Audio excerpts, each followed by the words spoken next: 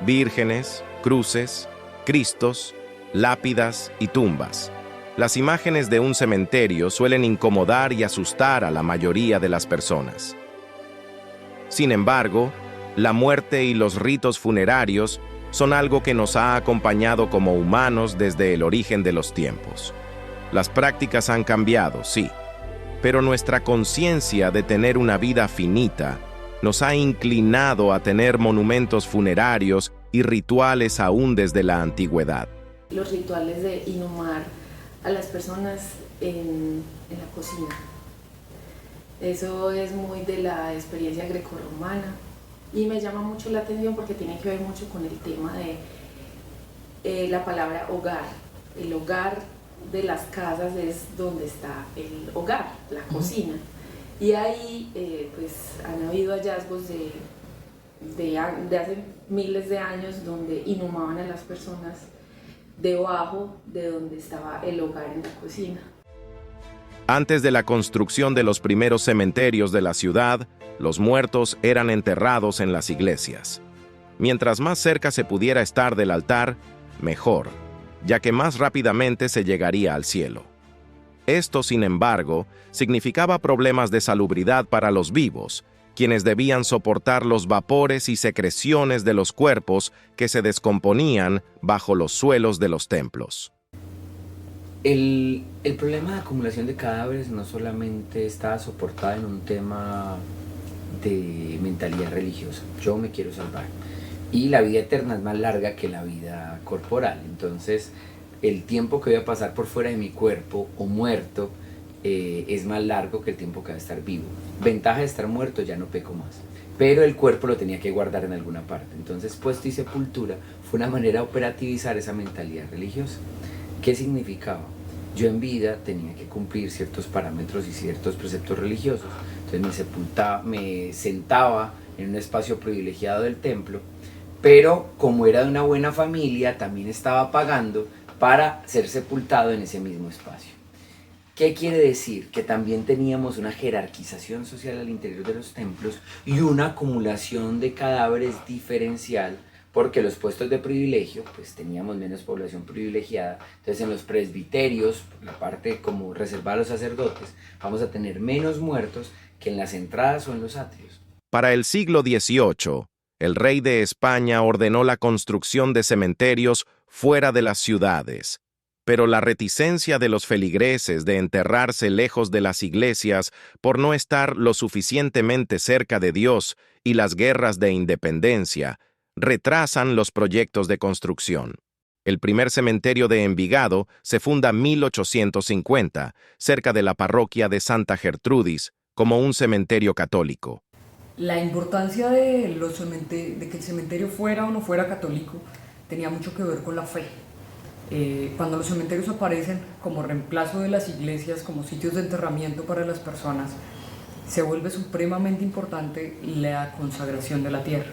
Las iglesias de por sí son tierra santa. Se considera que mientras más cerca estés del altar, más santo y más rápido vas a llegar al cielo. Por lo tanto, se vuelve una necesidad que los terrenos donde se van a construir los cementerios estén bendecidos, al igual que los terrenos donde se construyen las iglesias, porque para el ritual católico esto significaba una llegada más rápida al cielo y también te aseguraba una resurrección en el momento de la muerte. Hoy en día sabemos que el cementerio de la ciudad señorial se trasladó varias veces, posiblemente por la necesidad de que éste se encontrara siempre a extramuros de la ciudad. El edificio actual, conocido por el nombre de Cementerio Central de Envigado, se encuentra sobre la Avenida del Poblado o Avenida Fernando González, como realmente se llama en Envigado, en el barrio Milán, Vallejuelos. Se caracteriza por su peculiar forma de flor o trébol, que solo puede ser apreciada desde lo alto, y la escultura central del Cristo resucitado, réplica de la escultura que sale en procesión en Semana Santa desde la iglesia de Santa Gertrudis, que fue traída de Francia a finales de 1800.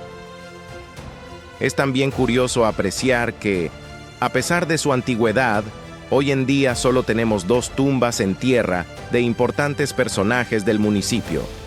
Las grandes figuras de Envigado no se encuentran en el Camposanto.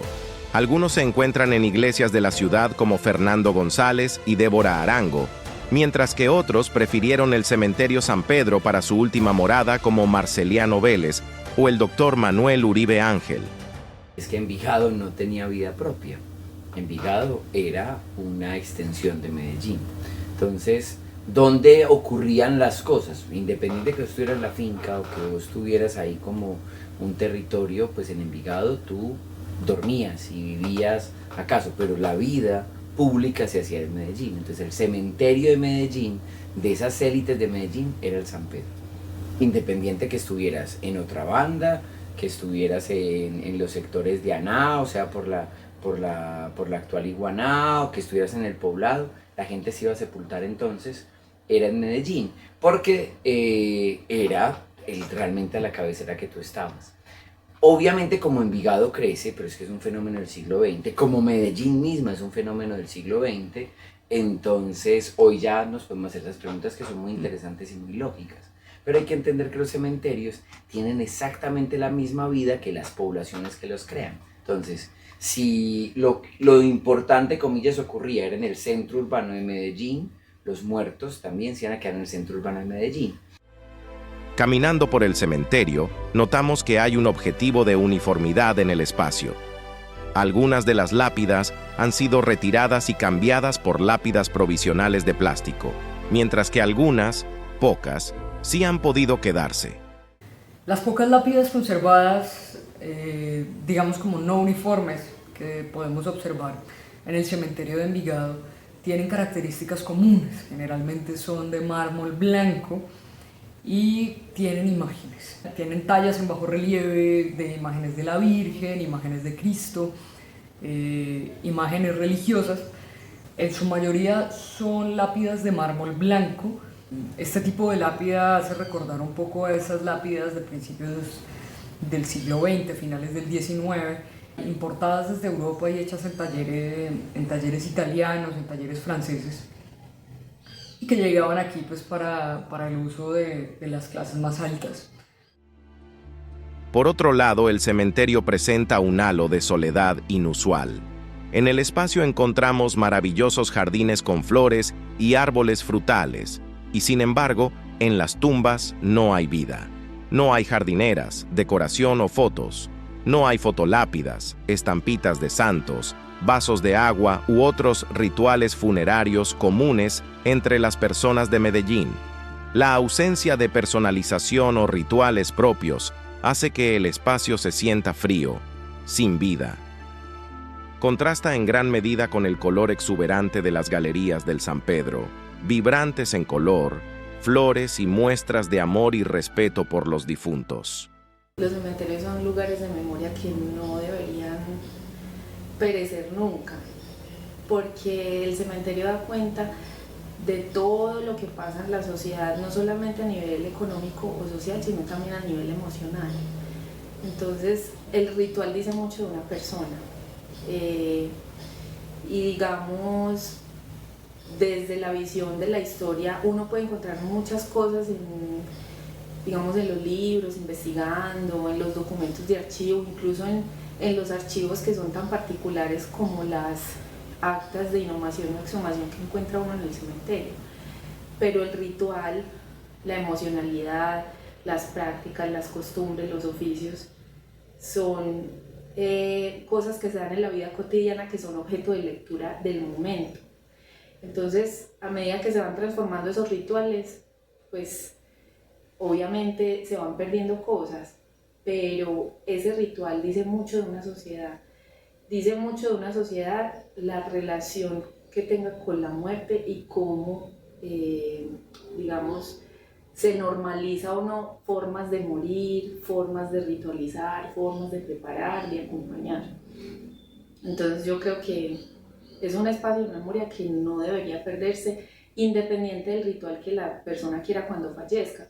dejamos el cementerio con la sensación de no haber estado en el cementerio de una ciudad tradicional como Envigado y preguntándonos si los muertos del municipio no se nos estarán fugando a lugares como Campos de Paz o Jardines de Montesacro, resultado de la popularización de planes exequiales y de las tendencias funerarias de la ciudad.